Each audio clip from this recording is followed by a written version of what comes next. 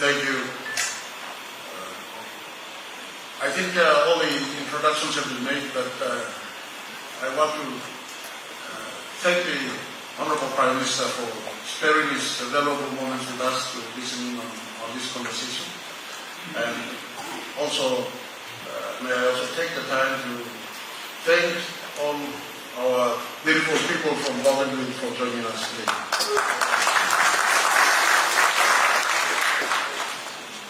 As a matter of fact, all the powers for regulating the mining business have already been transferred to the autonomous region of Bougainville, except the mining safety aspect of the business. So you have all the powers under the autonomous region to regulate your mining business. This morning, I just want to give you a quick update on where we are in the mining business, and also to point out that the issue of national content has not been properly addressed in the mining act, nor policies. There is a policy called national content released early last year, in March 2023. But there is no real guideline when it comes to administer community development of the issues. Under the current arrangement, as a regulator, as I always say, we regulate the entire cycle of the mining business, and that is from the exploration or prospecting right down to development, extraction, and also mine closing. Under the current arrangement, when it comes to development of a mine, there are several agreements. Mine development contract is one of the major agreements that are normally signed for major projects like Pobra, Garry, Wafi-Golpu, Ramu, etc. Then with the mining development contract, we used to have what we call memorandum of agreement. That is the agreement between state and various stakeholders, which are the post-provincial government, local level government, and the landowners in terms of benefit sharing arrangements. The law is not very clear as to how it should be done. And so there is gap within the mining act itself and the policies that we have.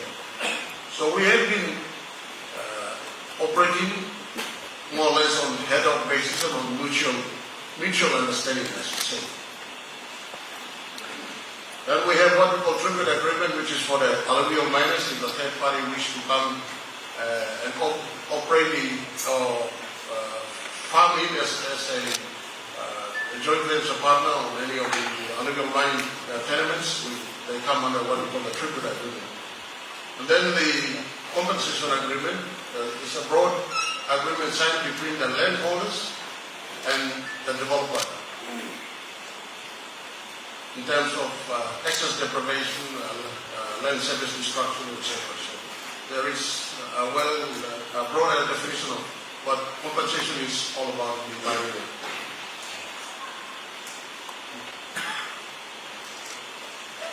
Just a snapshot of what we have. All of you are very familiar with what we have in the country.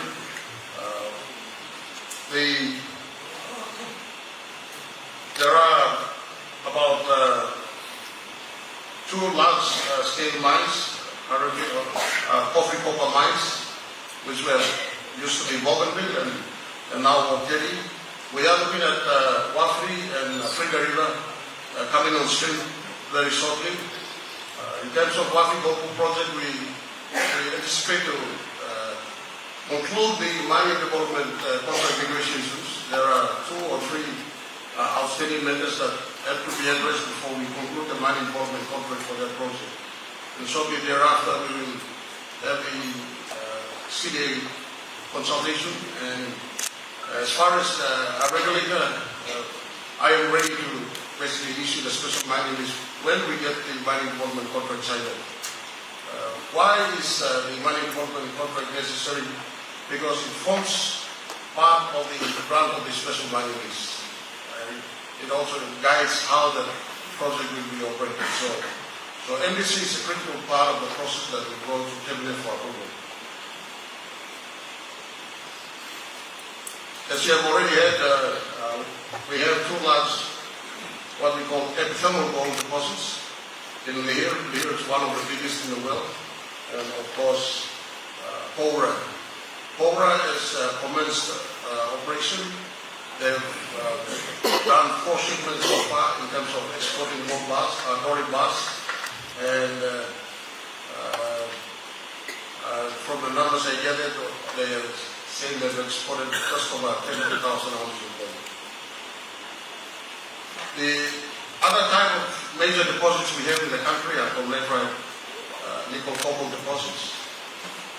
We have Ramu, and the other major undeveloped resource, which is probably slightly bigger than Ramu nickel before it started, is Mambara, oil and nickel island, at 1.52 million tons of contained nickel. Ramu used to be around 1.2 million tons contained nickel when was commissioned as a mine, so it's slightly bigger. Then we have the other medium scale gold mines in the country. One of the promising mines in the country is, as I've always said, is Kainatu. After the stage 3 expansion Kainatu mine, will probably produce almost 400 to 500,000 tons of gold equivalent per annum, which would match the production output from Pobra mine. So, in a nutshell, in terms of our performance today, on your right is a graph reproduced from the data provided by the Bank of PNG. And every time we hear that the mining sector is really one of the largest sector in the country, because we account before independence until 2017, I think it is. When we first shipped LNG, that is when the LNG shipment matched the FOB value, export value from the mining sector. So mining industry is really one of the biggest industries in the country. And just to give you a quick update of what we produced in 2024, you can see that table. We have exported so far up to end of May around 6 billion kina worth of metals from this country. So, the other important sector that we seem to forget is the alluvial mining sector. We seem to undermine those people who are working in the creeks and rivers, but when you look at the statistics, at one stage they exported close to over 640 million kina worth of gold. And I think when you look at that kind of number, it also outsmarts some of the established industries like forestry and fisheries perhaps. So alluvial gold sector is a significant sector. It's an essence. If you look at the numbers there in 2022 and 2023, apparently the blue line there shows you a decline. I am questioning myself what's happening, because from around 80,000 ounces of gold dropped down to 36,200 last year, ounces of gold. So are we looking at smuggling activities in the country? Or what are we? What is this number telling us? Because we have lost of alluvial mining in the country. So I am probing this to find out how this number has drastically dropped. We are talking about close to 500 million kina worth of gold.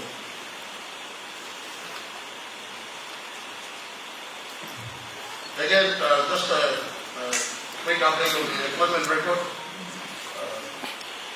We have been, the mining industry has been employing over 20,000 people. Back in 2019, 2021, thereafter when Pobra shut, we lost about 3,000. But look at the Pobra restart, we put around 3,000 people back to work. And the statistics are there. In terms of our safety performance, I'm always proud to say that we have, despite some of the very challenging environment we operate in, we have done exceptionally well in terms of improving our safety statistics. If you look at the bar under serious accidents, we reduced fatality down to 0 in 2017. 0 fatalities in our working line. It's about the first, probably the very best record ever in any mining jurisdiction across the globe. And if you look at 2022 and 2023, unfortunately we had fatalities, two fatalities 1 year and 1 fatality this year. These fatalities apparently came from one single mine. We have dealt with it and we hope that they will improve their safety performance. But on this note, I want to thank all the other operators who have been keeping fatalities 0. Thank you all and all for keeping our safety record as good as gold. So thank you everyone.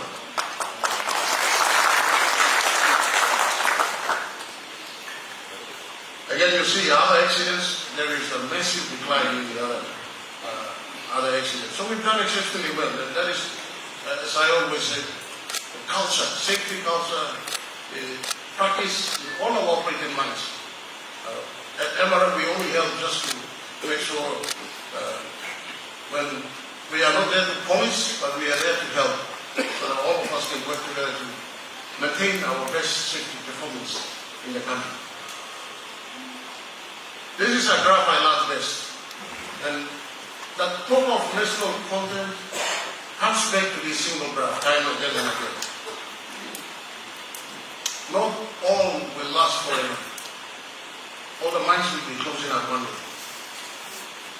This graph shows you the projections of when the major mines will be closing, but subject to continuous exploration and upgrading of the reserves. In the reserves, the mine life will be prolonged.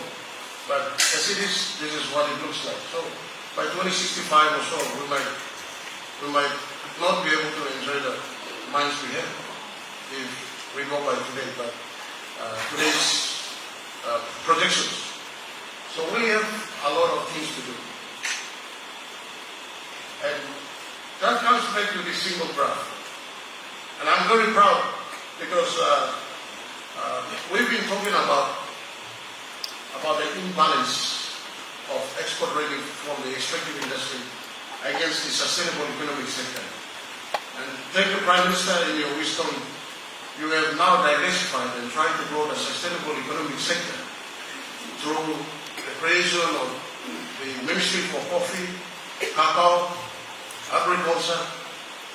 It's simply because the statistics from the Bank of PhD says all the sustainable economic sector put together are well below 5 or just over 5 billion. And the imbalance we see here from the mining and the agricultural sector is huge.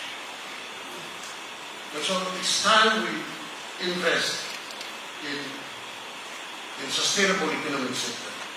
Based on this, I'm trying to encourage all of us in this conversation here that we should look at long-term sustainable economic programs.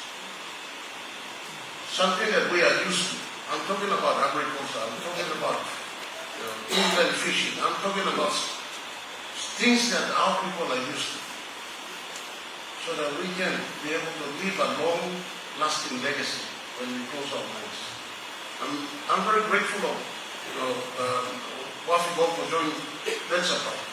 They're helping our people on the ground into cacao, and they're producing chocolate, so is Simberry. And I hear that even Garry also is putting a lot of help into coffee. These are the kind of things that we should be discussing here today.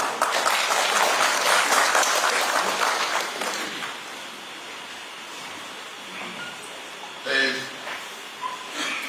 exploration activities have declined. As you see, we have a lot of gaps in our baseline geoscientific data set. These are the two blocks run by European Union. The rest of the country does not have geophysical airborne coverage. We have done that postings, and we are trying to get some funding to run a countrywide geophysical survey so that we can entice exploration back into the country in the interest of sustainability of this industry. So before I sit down, I will be playing a short video clip. This is not to promote one company or promote people, but as I've said in my opening remarks that we don't have proper guidelines on how we roll out our community development obligations.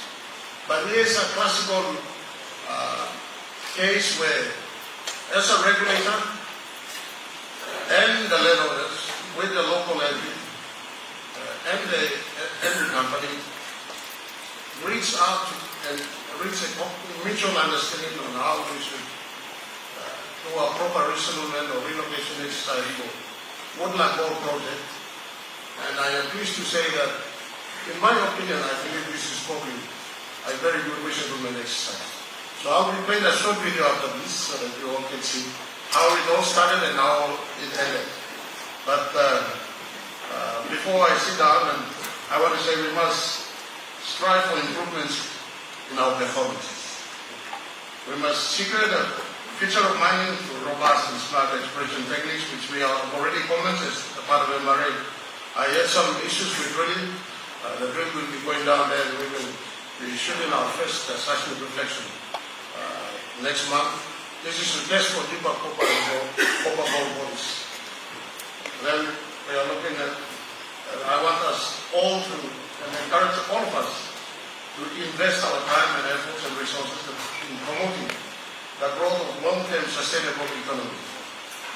Thank you, ladies and gentlemen, but I'll let you watch a short video on how we build modern homes for woodland landowners. I must also say that woodland landowners did not, the company Geopacific did not mine an ounce of gold, but they started off on the wrong footing.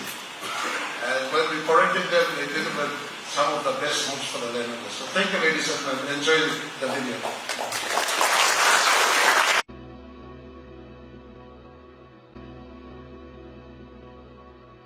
At the height of COVID-19 pandemic back in mid-June 2020, we were made aware of some of the substandard homes built for landowners at Woodland Gold Project.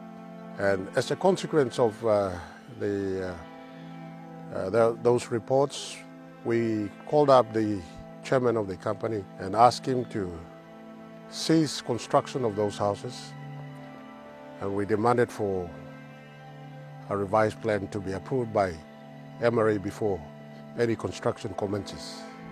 MRA have not approved that particular building, but my department, of course, have written a consent letter, and the person involved to come up with this building is very remorseful that the kind of building that they have constructed is not seen fit. We've been raising this time after time, yet they're still putting up type 1 and type 2 houses. These houses are not built to standard and have been criticized by many. The community standing right at my back here is totally opposing these two houses here. We totally don't want these two houses here.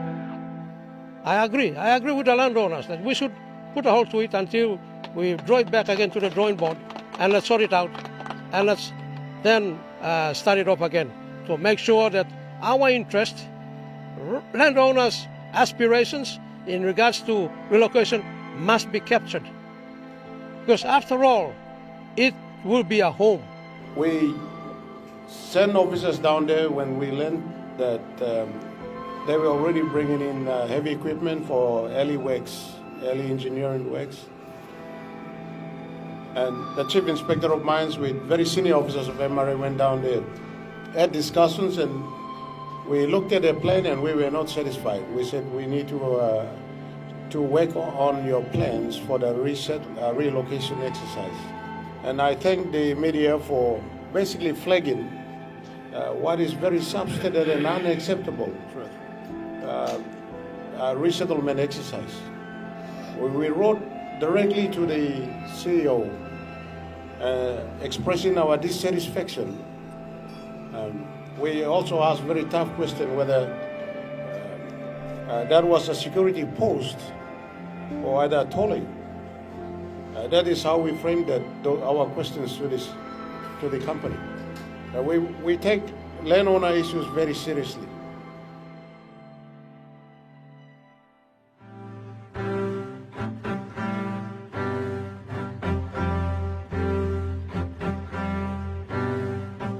In 2017, the developer submitted its feasibility study and proposal for development to the government with the view that the area would become a mine pit. The government then assessed the feasibility study and, in accordance with the Mining Act, recommended the entire Kolomadao village to be relocated. In order for the relocation exercise to be effective, and along with the absence of a relocation and resettlement policy, the company and landowners established a relocation committee, which then led to the relocation agreement between both parties. This is in compliance with the Mining Act as part of the compensation agreement. As part of the project development, a relocation exercise was undertaken to assist locals in and around the mine-impacted areas.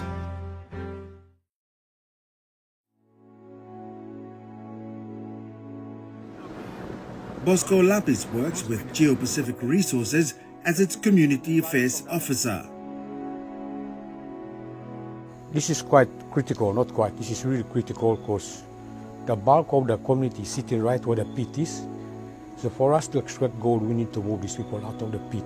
We are supposed to deliver 223 houses of 4 different types. To date, we have delivered 100 plus houses, which we have moved people in, as we have seen yesterday. We're yet to go with 83 houses. Out of 83, 23 houses are almost about 90% complete, which are our priority areas. In the next 2 weeks or so, our target will be the last 23, the next 23. As soon as we get those 23 in, and then we can always rescope the project again and go back and then do up the other remaining. That could be 60-something, yeah. The 3-bedroom standard package comes with a water tank with a capacity of 2,000 liters, an outdoor toilet and bathroom, along with the kitchen. But it extends far beyond homes for landowners. The project has also assisted with the construction of a church building for the local community. Managed by the Christian Revival Church, it is also used by other mainline churches on the island. The relocation exercise has also assisted local SMEs to continue their business ventures.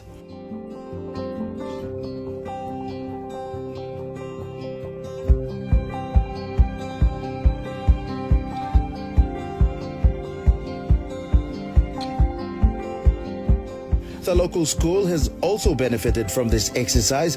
Through the facilities built by Geo-Pacific, Kolomadao will now be able to include boarding students this year. The school will also be accommodating grade 9 students as part of a new registered high school on the island.